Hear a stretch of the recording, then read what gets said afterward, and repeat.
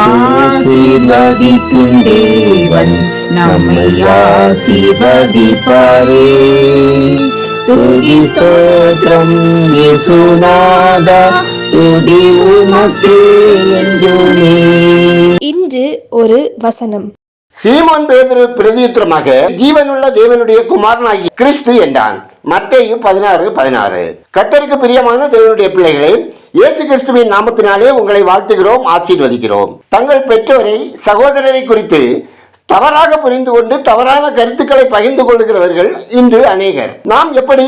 இயேசு ஒரு நல்ல தலைவர், நம்மை தம்முடன் இருக்கும்படி அழைத்தவர், நல்லது செய்கிறவர், அற்புதங்கள் நடப்பிக்கிறார் என்றெல்லாம் மனதில் பெரிய திருப்தியுடன் தான் சீஷர்கள் அவரை பின்பற்றினார்கள். இந்த நிலையில் இயேசு தமது சீஷர்களிடம் 2 கேள்விகளை கேட்கிறார். ஒன்று, ஜனங்கள் என்னை யார் என்று சொல்லுகிறார்கள்?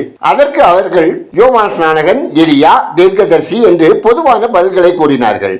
ஆண்டவர் தம்முடன் இருக்கும்படி தம்முடையவர்களை குறித்து அறிய விரும்பி, நீங்கள் என்னை யார் என்று சொல்லுகிறீர்கள் என கேட்டார். இங்கு பேதுருவே பதில் சொல்லுகிறார், நீ ஜீவனுள்ள தேவனுடைய குமாரனாகிய கிறிஸ்து என்று.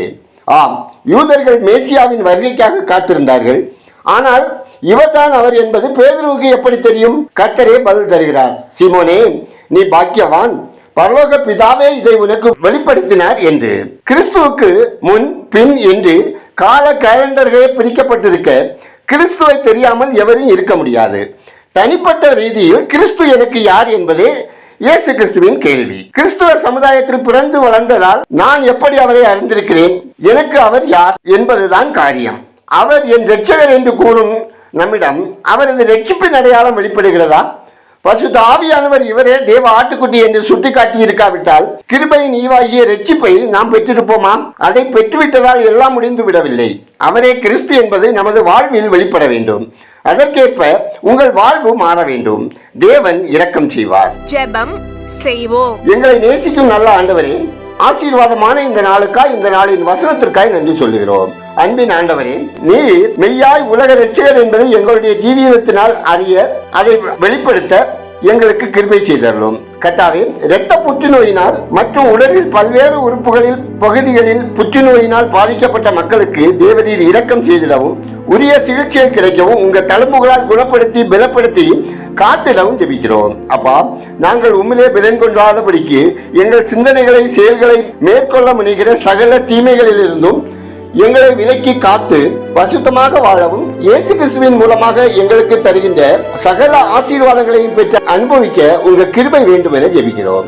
இன்று ஒரு வசனம் கேட்கிற மக்கள் அனைவரின் கையின் பிரயாசங்கள், அப்பம், தண்ணீர், வருமானம், வேலை, தொழில், வியாபாரம், விவசாயம் ஆசீர்வதிக்கப்படவும், ஜீவனுள்ள தேவனுடைய பிள்ளைகளாக வாழவும் ஜெபிக்கிறோம். தேவரீர் ஒவ்வொருவரையும் ஆசீர்வதித்து அவர்கள் எல்லைகளை பெரிதாக்கி உங்க பலத்த கரம் அவர்களோடு அமர்ந்திருந்து தீங்கு அவர்களை துக்கப்படுத்தாதபடிக்கு ஒவ்வொருவரையும் விலக்கி காத்தரல ஜெபிக்கிறோம். ஆண்டவரே, ஒவ்வொரு குடும்பத்திலும் உள்ள வாலிப பிள்ளைகள் வாழ்வில் உள்ள ஆசீர்வாத தடைகள் அகலவும், சகல தீமைக்கும் விலக்கி காத்துக்கொள்ளவும், எதிரியாகிய சாத்தானை மேற்கொண்டு மகிழ்வாக வாழவும், தகுதிக்கேற்ற வேலை வாய்ப்புகளை பெற்று அனுபவிக்கவும், திருமண தடைகள் அகலவும், தேவரீர் நல்ல வாழ்க்கை துணையை தந்து அவர்கள் குடும்பம் கட்டி எழுப்பப்படவும், ஆசீர்வாதமாக வாழ இரக்கம் செய்தரல ஜெபிக்கிறோம். கர்த்தாவே, கடலோர கிராம மக்கள் ஆசீர்வதிக்கப்படவும், கடல் தொழில் செய்கிறவர்கள் போக்குவரத்தில் தூதலின் காவலும் பாதுகாப்பும் தந்தரவும் ஜெபிக்கிறோம். பற்பல வியாதிகளினால் பீடிக்கப்பட்டு மருத்துவமனைகளிலும் வீடுகளிலும் துன்பம் தீரத்தோடு வாழுகிறவர்கள் ஆரோக்கியம் சுகத்தோடு வாழ ஜெபிக்கிறோம்.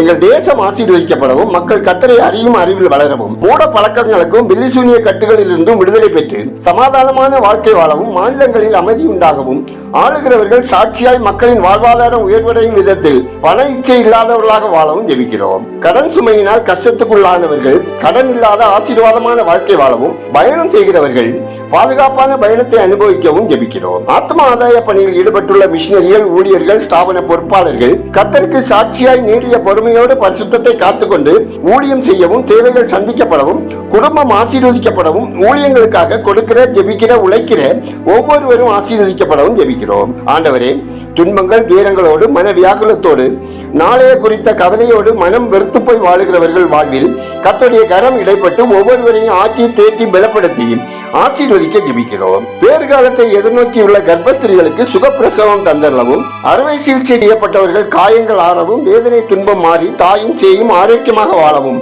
கற்பத்தின் கனிக்காக காத்திருக்கும் ஒவ்வொருவரின் கண்ணீரை கழிப்பாக்கி ஆசீர்வதிக்கவும் ஜெபிக்கிறோம். இந்த மாதத்தின் ஆரம்ப நாளை காண செய்த தேவன் இறுதி நாளையும் காண செய்த கிருபைக்காய் கண்மணியை போல காத்து அனிதின தேவைகளை சந்தித்து ஆசீர்வதித்ததற்காய் நன்றி சொல்லுகிறோம். எங்கள் ஜெபத்தை கேட்டதற்காய் பதில் தந்தருவதற்காய் துதி ஸ்தோத்திரங்களை ஏறெடுக்கிறோம். துதிகன மகிமை உமக்கே செலுத்துகிறோம். இயேசுவின் நாமத்தில் ஜெபிக்கிறோம் எங்கள் ஜெபங்களை நல்ல பிதாவே, ஆமென்.